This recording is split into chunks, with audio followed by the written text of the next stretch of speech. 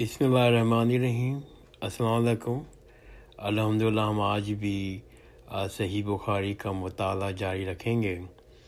اللہ تعالیٰ کے فضل و کرم سے ابھی تک ہم نے صحیح بخاری کی کتاب وحی، کتاب ایمان، کتاب علم، کتاب وضو، کتاب غسل، کتاب تیمم، کتاب نماز، کتاب اوقات نماز کا مکمل مطالعہ کر لیا ہے، اور ابھی ہم اس کی 10ویں کتاب اذان کا مطالعہ کر رہے ہیں، اور الحمدللہ ابھی تک ہم نے حدیث نمبر 661 تک کا مطالعہ کر لیا ہے۔ انشاءاللہ آج کا جو سیشن میں ہم اپنے کا مطالعہ کا آغاز 662 نمبر حدیث سے آغاز کریں گے۔ بسم اللہ الرحمن الرحیم۔ حدیث نمبر 662، اور یہ حدیث عطار بن یسار رضی اللہ تعالیٰ عنہ سے روایت ہے۔ آپ صلی اللہ علیہ وآلہ وسلم نے فرمایا کہ جو شخص مسجد میں صبح شام بار بار حاضری دیتا ہے، اللہ تعالیٰ جنت میں اس کی مہمانی کا سامان کرے گا، وہ صبح شام جب بھی مسجد میں آئے گا۔ آپ صلی اللہ علیہ وآلہ وسلم نے فرمایا، جو شخص مسجد میں صبح شام بار بار حاضری دیتا ہے، اللہ تعالیٰ جنت میں اس کی مہمانی کا سامان کرے گا، وہ صبح شام جب بھی مسجد میں آئے گا۔ حدیث نمبر 669۔ یہ حدیث ابو سعید خدری رضی اللہ تعالیٰ عنہ سے روایت ہے۔ میں نے ابو سعید خدری رضی اللہ عنہ سے شب قدر کو پوچھا۔ آپ نے فرمایا، بادل کا ایک ٹکڑا آیا اور برسا یہاں تک کہ مسجد کی چھت ٹپکنے لگی جو کھجوروں کی شاخوں سے بنائی گئی تھی۔ پھر نماز کے لیے تکبیر ہوئی۔ میں نے دیکھا نبی کریم صلی اللہ علیہ وسلم کیچڑ اور پانی میں سجدہ کر رہے تھے، اور کیچڑ کے نشان آپ کی پیشانی پر بھی میں نے دیکھے۔ میں نے ابو سعید خدری رضی اللہ عنہ سے شب قدر کو پوچھا۔ آپ نے فرمایا کہ بادل کا ٹکڑا آیا اور برسا یہاں تک کہ مسجد کی چھت ٹپکنے لگی جو کھجور کی شاخوں سے بنائی گئی تھی۔ پھر نماز کے لیے تکبیر ہوئی۔ میں نے دیکھا نبی کریم صلی اللہ علیہ وسلم کیچڑ اور پانی میں سجدہ کر رہے تھے، اور کیچڑ کے نشان آپ کی پیشانی پر بھی میں نے دیکھا۔ حدیث نمبر 672۔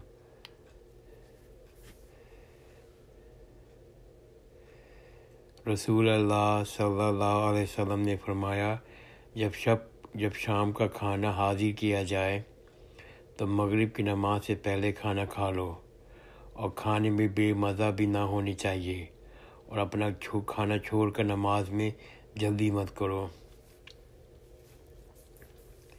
رسول اللہ صلی اللہ علیہ وسلم نے فرمایا، جب شام کا کھانا حاضر کیا جائے تو مغرب کی نماز سے پہلے کھانا کھا لو، کھانے میں بے مزہ بھی نہ ہونا چاہیے، اور اپنا کھانا چھوڑ کر نماز میں جلدی مت کرو۔ حدیث نمبر 673۔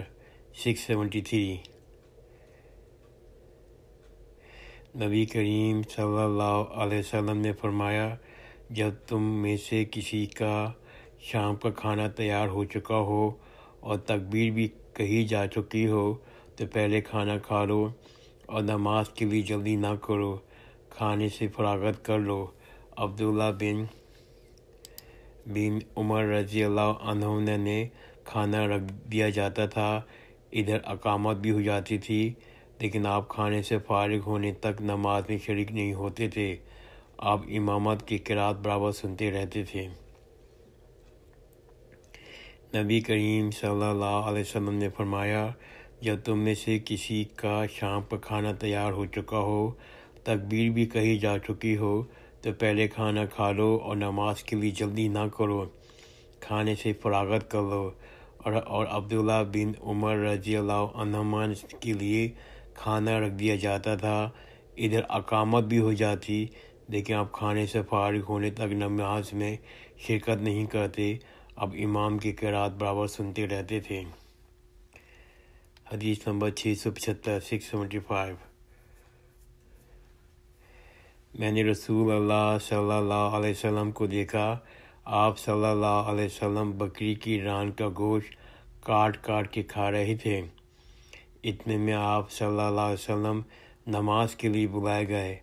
آپ صلی اللہ علیہ وسلم کھڑے ہوئے، چھری ڈال دی، پھر آپ صلی اللہ علیہ وسلم نے نماز پڑھائی اور پھر وضو بھی کیا۔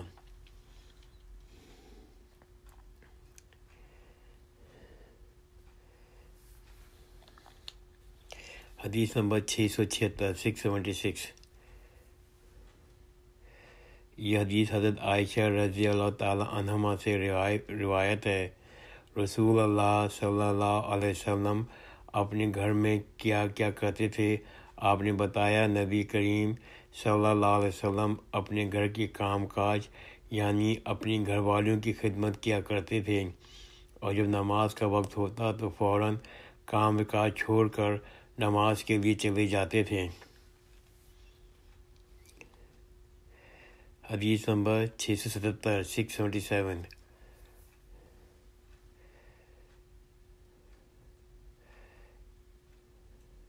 یہ حدیث مالک بن حوارث رضی اللہ تعالیٰ عنہ سے روایت ہے۔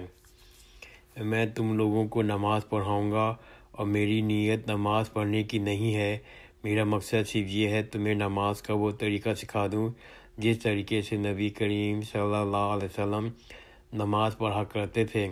میں نے ابو قلابہ سے پوچھا انہوں نے کس طرح نماز پڑھی تھی؟ انہوں نے بتایا کہ میرے شیخ عمر بن سلمہ کی طرح شیخ جب سجدے سے سر اٹھاتے تو ذرا بیٹھ جاتے پھر کھڑے ہوتے۔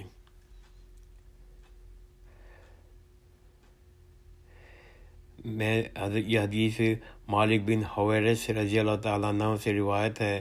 میں تم لوگوں کو نماز پڑھاؤں گا، میری نیت نماز پڑھنے کی نہیں ہے، میرا مقصد صرف یہ ہے تمہیں نماز کا وہ طریقہ سکھا دوں جس طریقے سے نبی کریم صلی اللہ علیہ وسلم نماز پڑھا کرتے تھے۔ میں نے ابو قلابہ سے پوچھا انہوں نے کس طرح نماز پڑھی تھی؟ انہوں نے بتایا ہمارے شیخ عمر بن سلمہ کی طرح، یہاں شیخ جب سجدہ سے سر اٹھاتے تو ذرا بیٹھ جاتے پھر کھڑے ہوتے۔ حدیث نمبر 680 680 680۔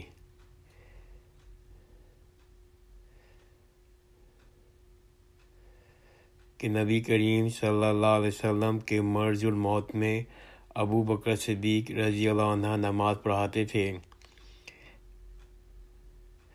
پیر کے دن جب لوگ نماز میں صف باندھے کھڑے ہوئے تھے تو نبی کریم صلی اللہ علیہ وسلم حجرے کے پردہ ہٹایا کھڑے ہوئے ہماری طرف دیکھ رہے تھے۔ آپ صلی اللہ علیہ وسلم کا چہرہ مبارک حسن و جمال و صفائی میں گویا مصحف کا ورق تھا۔ آپ صلی اللہ علیہ وسلم مسکرا کر ہنسنے لگے۔ ہمیں اتنی خوشی ہوئی کہ خطرہ ہو گیا کہ کہیں آپ صلی اللہ علیہ وسلم کو دیکھنے ہی میں مشغول ہو جائیں اور نماز توڑ دیں۔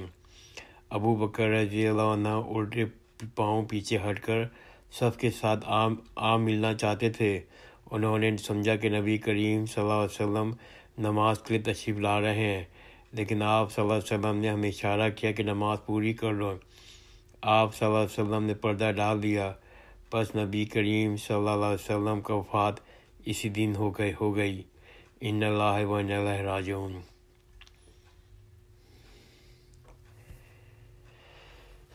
سکس 684۔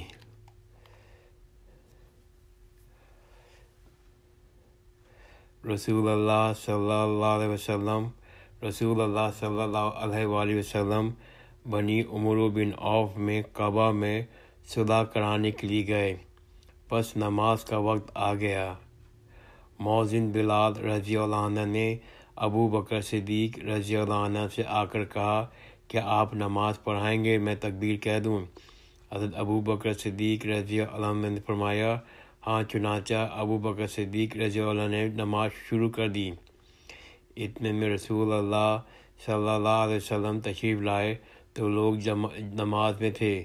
آپ صلی اللہ علیہ وسلم صفوں سے گزر کر پہلی صف پہ پہنچے، لوگوں نے ایک ہاتھ کو دوسرے پہ مارا تاکہ ابو بکر صدیق رضی اللہ تعالیٰ عنہ نبی کریم صلی اللہ علیہ وسلم کی آمد پہ آگاہ ہو جائیں، لیکن حضرت ابو بکر صدیق رضی اللہ عنہ نماز میں کسی طرف توجہ نہیں دے پاتے تھے۔ جب لوگوں نے متواتر ہاتھ پہ ہاتھ مارنا شروع کیا تو حضرت صدیق رضی اللہ تعالیٰ عنہ نے متوجہ ہوئے اور رسول اللہ صلی اللہ علیہ وسلم کو دیکھا۔ آپ صلی اللہ علیہ وسلم نے اشارے سے انہیں اپنی جگہ رہنے کو کہا کہ نماز پڑھائی جاؤ، لیکن انہوں نے اپنا ہاتھ اٹھا کر اللہ کا شکر کیا کہ رسول اللہ صلی اللہ علیہ وسلم نے ان کی امامت کا اعزاز بخشا۔ پھر بھی وہ پیچھے ہٹ گئے اور صف میں شامل ہو گئے۔ اس لیے نبی کریم صلی اللہ علیہ وسلم نے آگے بڑھ کر نماز پڑھائی۔ نماز سے فارغ ہو کر آپ صلی اللہ علیہ وسلم نے فرمایا، ابو بکر، جب میں نے آپ کو حکم دیا تھا تو آپ ثابت قدم کیوں نہ رہے؟ حضرت ابو بکر صدیق رضی اللہ تعالیٰ عنہ بولے، ابو قحافہ کے بیٹے یعنی ابو بکر کی یہ حیثیت نہیں کہ رسول اللہ صلی اللہ علیہ وسلم کے سامنے نماز پڑھا سکیں۔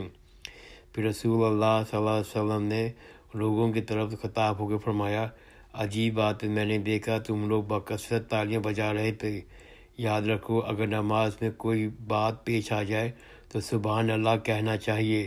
جب وہ یہ کہے گا تو اس کی توجہ ہو جائے گی، اور تالیاں بجانا عورتوں کے لیے ہے، اور تالی بجانا عورتوں کے لیے ہے۔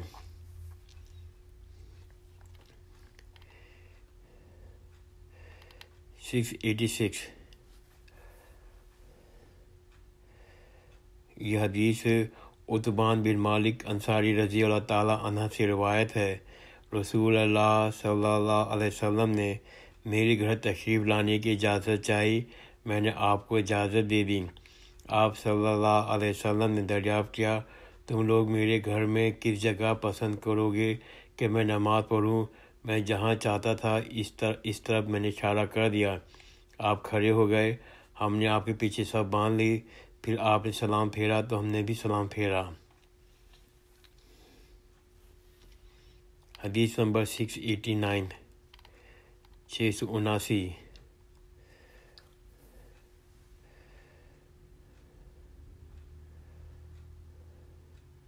رسول اللہ صلی اللہ علیہ وسلم ایک گھوڑے میں سوار ہوئے تو آپ صلی اللہ علیہ وسلم اس پر سے گر گئے۔ اس سے آپ صلی اللہ علیہ وسلم کے دائیں پہلو پر زخم آیا تو آپ صلی اللہ علیہ وسلم نے کوئی نماز پڑھی جیسے آپ صلی اللہ علیہ وسلم بیٹھ کر پڑھ رہے تھے، اس میں ہم نے بھی آپ صلی اللہ علیہ وسلم کے پیچھے بیٹھ کر نماز پڑھی۔ جب آپ صلی اللہ علیہ وسلم فارغ ہوئے تو فرمایا، امام اس لیے مقرر کیا گیا کہ اس کی اقتدا کی جائے، اس لیے جب وہ کھڑا ہو کے نماز پڑھے تو تم بھی کھڑے ہو کر نماز پڑھو، جب وہ رکوع کرے تو تم بھی رکوع کرو، جب وہ رکوع سے سر اٹھائے تو تم بھی اٹھاؤ، جب وہ سمیع اللہ لمن حمیدہ کہے تو تم بھی ربنا ولک الحمد کہو، جب وہ بیٹھ کر نماز پڑھائے تو تم بھی بیٹھ کر پڑھو۔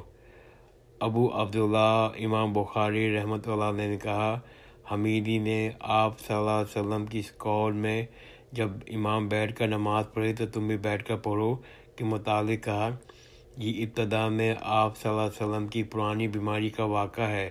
اس کے بعد آخری بیماری میں آپ صلی اللہ علیہ وسلم نے خود بیٹھ کر نماز پڑھی تھی اور لوگ آپ صلی اللہ علیہ وسلم کے پیچھے کھڑے ہو کر اقتدا کر رہے تھے۔ آپ صلی اللہ علیہ وسلم نے اس وقت لوگوں کو بیٹھنے کی ہدایت نہیں فرمائی۔ اصل یہ ہے جو فعل آپ صلی اللہ علیہ وسلم کا آخری ہو اس کو لینا چاہیے، اور پھر اس سے جو آخر ہو۔ حدیث نمبر 690 690۔